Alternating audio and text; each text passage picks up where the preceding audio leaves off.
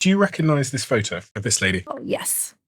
Who is she? Why, she is just a great story. Jane had, she had pathology with how she thought about food, like many patients. She had food as the way she coped with a lot of things. And as long as she was clearing her plate and using that food, it comforted a lot of wounds. When you start to address some of these things, I mean, the ketogenic diet doesn't fail if you just follow the chemistry. The ketogenic diet fails when you have humans who've had wounds, who've had a history, who have stress, who don't sleep. And Jane was a great story where all the goodness in the world couldn't undo some of that relationship she had with food.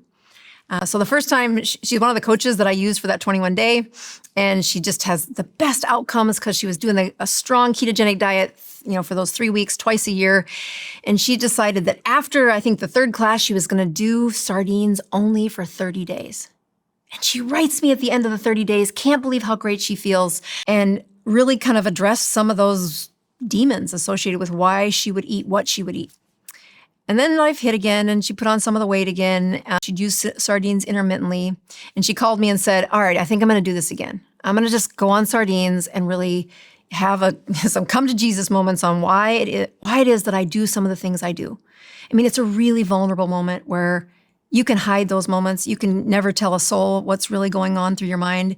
And she was going to address them. And she was able to not only shed the pounds, but really say some truths about why she was eating so much. And she confronted the pathology about why is she using food for those other things. And Jane wrote something that really touched me. She said, I don't think I've ever had the best day of my life.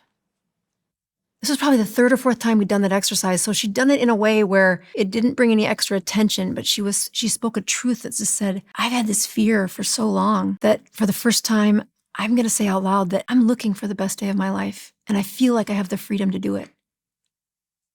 That's what happened after 100 days of sardines.